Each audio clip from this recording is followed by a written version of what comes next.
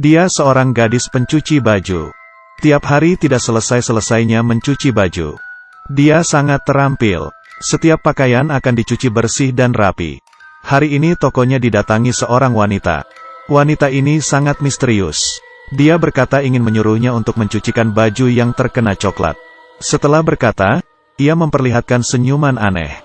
Dia sudah sering mencuci pakaian yang terkena coklat. Berarti seharusnya dia bisa dengan cepat mengatasinya. Malam itu, si gadis pun mulai mencuci bajunya. Tapi yang aneh adalah, coklat di baju ini, mau dibersihkan gimana pun tetap tidak bisa hilang. Setelah dicuci, bekas kotoran itu malah semakin meluas. Si gadis menelepon ke wanita tersebut. Ingin mengembalikan bajunya, tapi setelah telepon tetap tidak ada yang angkat. Si gadis pun hanya bisa mengesampingkan bajunya. Menunggu wanita itu datang untuk mengambilnya. Tapi keesokannya, di saat si gadis melihat baju itu lagi, dan kotoran baju itu semakin banyak, lalu membentuk seperti bentuk muka orang. Si gadis ketakutan dan langsung memanggil orang tuanya. Tapi orang tuanya yang setelah melihat itu, lebih ketakutan dan pergi. Sehari berlalu, si gadis pulang ke rumah, dan menemukan ayahnya tergeletak di lantai. Dia membuka baju ayahnya, dan melihat kotoran yang di baju pindah ke badan ayahnya. Si gadis ketakutan dan memanggil ibunya. Mereka mengantar ayahnya ke rumah sakit. Tidak lama kemudian ayahnya meninggal. Si gadis dan ibunya sangat sedih. Ia bertanya ke ibunya hari itu apa yang terjadi. Kenapa setelah ayahnya melihat kotoran di baju itu langsung berlari keluar. Ibunya pun mengatakan yang sebenarnya. Ternyata beberapa tahun yang lalu, teman ayahnya karena tidak sengaja membunuh orang. Badannya penuh dengan darah. Dan untuk menutupi hal yang dilakukan temannya, dia membantu temannya untuk mencuci bersih pakaian itu dari darah. Hingga polisi juga tidak menyadarinya. Pada akhirnya ayahnya berhasil menolong temannya dari kejadian itu. Tidak lama kemudian, pria tersebut meninggal tanpa sebab.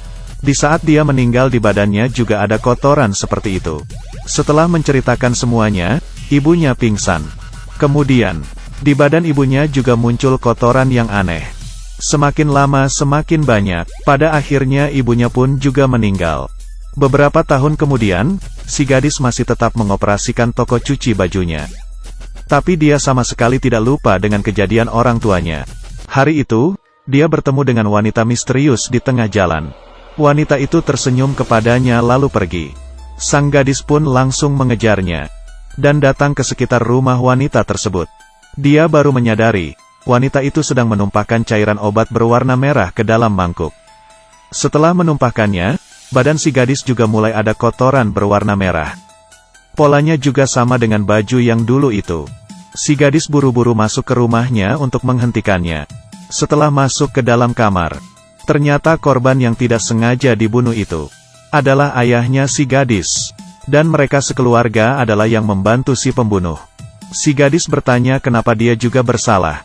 Wanita itu berkata saat kamu masih kecil, baju yang kamu cuci itu juga pakaian si pembunuh. Jadi kalian semua ada salahnya. Setelah selesai berkata, wanita lanjut menumpahkan cairan tersebut ke dalam mangkuk. Kemudian kotoran di tubuh si gadis pun mulai banyak. Dia tidak bisa apa-apa, hanya bisa mengambil vas bunga di sampingnya dan melemparnya ke kepala si wanita. Si wanita pun meninggal, tapi di tangannya juga ada darah. Di malam hari, dia mencuci baju yang penuh dengan darah hingga bersih. Untuk menghindari polisi. Beberapa tahun kemudian, si gadis sudah pindah ke tempat yang baru. Memulai hidup yang baru.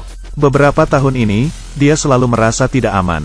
Tiap kali pakaiannya ada kotoran, dia akan langsung ketakutan. Sejak itu, dia yang hidup di dalam bayangan. Tidak lama, dia terbangun dari mimpinya. Ternyata si gadis selama ini dalam keadaan koma. Beberapa tahun yang lalu, karena kelelahan dia jatuh pingsan. Dan kepalanya terantuk dinding. Sejak itu pun dia belum bangun. Dokter sudah memeriksa otaknya. Dan otaknya ternyata bentuk seperti kotoran di baju. Pantasan saja dia selalu mimpi buruk. Mungkin ini kalau dalam keadaan koma. Dan ternyata semuanya karena si otak.